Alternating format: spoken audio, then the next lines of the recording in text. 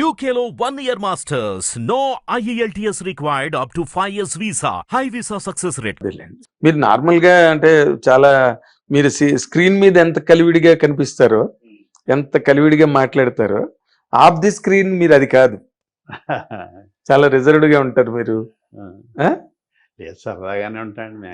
అంటే మరీ రాసుకుని పూసుకుని తిరిగే మనిషి కాదు. అది మైనస్ అయిందేమో అనుకుంటున్నాను నేను. సినిమా ఇండస్ట్రీలో అది కావాలి కదా. ఏదో పిల్లలు చూసి పేటలేస్తారంటారు కదా, లౌక్యం. ఇది కొత్త పదం. అలా అది ఆ లౌక్యం పుట్టుకతో రావాలండి. ఆ లౌక్యం నాకు లేదు, తెచ్చుకున్న ఎబ్బెట్టుగా ఉంటుంది అది. ఇంతే, మీరు ఎలా బతకాలో అలా బతకడం. కాదు sir, east Godavari west Godavari వాళ్ళు వెటకారం చమత్కారం వీటన్నిటితో కూడా పట్టు చాలా లౌక్యులు కదండి. అన్నమాట అనాల్సిన మాట అనరు, ఇంకో మాట అంటారు. అసలు ఎవరిని ఎలాగా ఆకట్టుకోవాలి, ఎవరిని ఎట్లాగా ఇచ్చేయాలి అన్న వాటిలో చాలా తెలివితేటలు ఉంటాయి కదండి.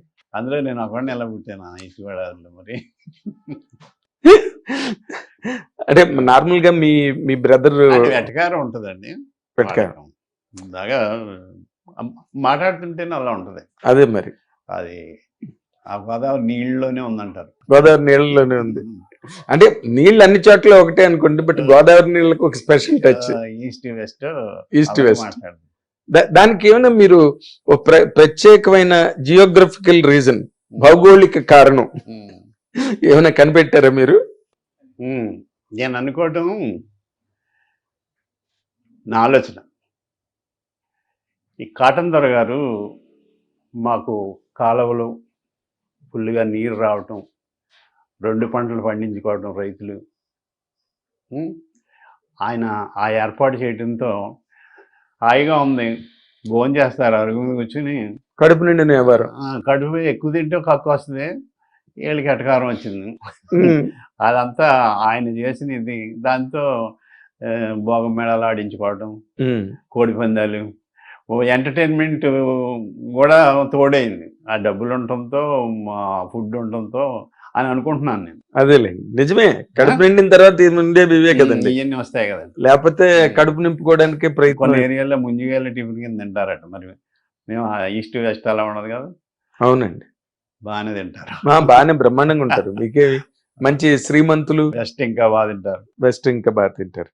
నార్మల్ గా మీరు అంటే సినిమా ఇండస్ట్రీకి రాకముందు మీ ఊళ్ళో ఉన్నప్పుడు మీ లైఫ్ స్టైల్ ఎలా ఉండేది కృష్ణ భగవాన్ గారు? నేను జోయల్గా ఉండేవాడిని అండి. అది ఎంత నవ్వుతుందో తెలియదు కానీ జోకులు వేస్తూ 6th క్లాస్ నుంచి అలా ఉండేవాడిని. అవునా? ఇంకా గుర్తుంది నాకు. తర్వాత ఒకసారి పెండింగ్ ఫైల్ అని నాటకం వేస్తున్నారు 6వ తరగతిలో. కొంచెం పొడవు ఉండేవాడిని నేను. పరంధామి అని క్యారెక్టరు నేను వేస్తానండి. అంటే శాస్త్రి గారని ఫస్ట్ డైరెక్టర్, అయినా ఫస్ట్ నాటిక అది పరంధామి అని ఆ క్యారెక్టర్ వేయించారు. మధ్యలో పోర్షన్ మర్చిపోయాను, స్టేజ్ మీద ఎదురుగుండా మా క్లాస్ అమ్మాయిని అది చూసి మర్చిపోయాను. వరండా మీద వేసాం అదంతా.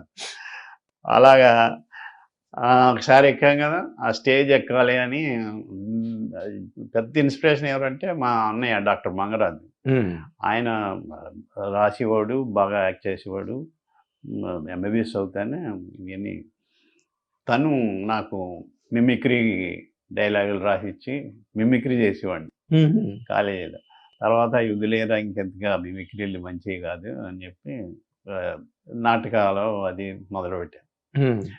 అక్కడ ఇంక ఇవన్నీ తిరుగుతుందని హైదరాబాద్ పంపించారు. హైదరాబాద్లో కూడా కల్చరల్ సెక్రటరీ చేశాను. అంబేద్కర్ కాలేజీలో చదివాను. అలా ఆ ఇంట్రెస్ట్ పెరిగింది. ఒకసారి తప్పట్లు కొట్టారు, ఓ బూతునాటకం అనే. అదే మన ఇసుకపల్లి రామ్మోహన్ రావు గారిది. కరెక్ట్. ఆ తప్పట్లు కొడతామే ఎంత పని చేసింది. ఎంత పని అంటే మీరు సినిమాల్లోకి రావడం అన్నది బాగా కష్టసాధ్యం అయిపోయిందా, లేకపోతే చాలా సునాయాసంగా జరిగిందండి?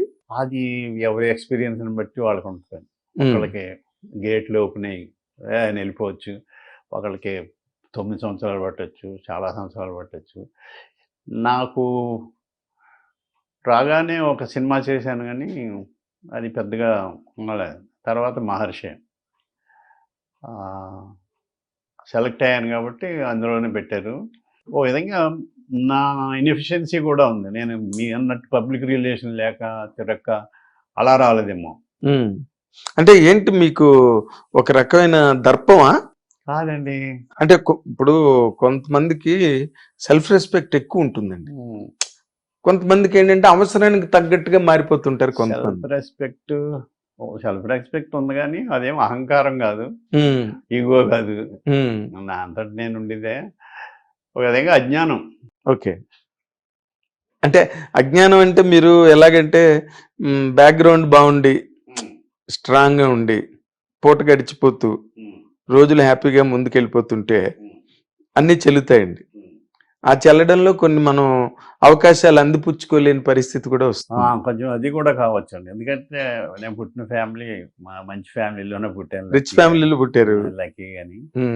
అవును, మన జేబే మన గురువు అవుతుంది ఏమీ లేకపోతే కదా. ప్రయత్నం చేస్తాం. అవును. అలాగే సినిమా ఇండస్ట్రీకి వచ్చిన వాళ్ళు అందరూ అదే కదండి. అంతే దాదాపుగా. అంటే మనం మెడ్రాస్ లో అన్ని ఇక్కడ మెడ్రాస్ లో టైం పట్టిందండి. ఏ డైరెక్టర్ కంపెనీ ఆర్టిస్టులు ఉండేవారు పర్మనెంట్ గా కదా. ఎప్పుడు రేరుగా ఒకళ్ళు కొత్త వాళ్ళు వచ్చేవారు తప్ప తక్కువ. ఇక్కడ సీరియల్స్ వచ్చినాయి, ఇప్పుడు ఓటీటీలు, ఇప్పుడు వెబ్ సిరీస్ గోల్డ్ ప్లాట్ఫామ్స్. అవునండి. ఎందులో చూసినా టాలెంట్ చూస్తే తీసుకొచ్చి వాళ్ళు సినిమాల్లో పెడుతున్నారు, ఓటీటీలో చేస్తున్నారు, అన్నిటిలోనే బిజీగా ఉన్నారు ఆర్టిస్టులు అయితే, ఎవరైతే టెక్నీషియన్స్. అవును. తర్వాత ఈ జబర్దస్తులు, ఈ కామెడీ షోస్ రావడం, అక్కడి నుంచే కదా ఇప్పుడు ఐపరాది గానీ లేకపోతే గెటప్ సీన్ గానీ అది చాలా మంచి ప్లాట్ఫామ్. మీరు వచ్చిన టైంకి మెడ్రాస్ ఇండస్ట్రీ చాలా రిజిడ్ గా ఉందండి. అవును అవును.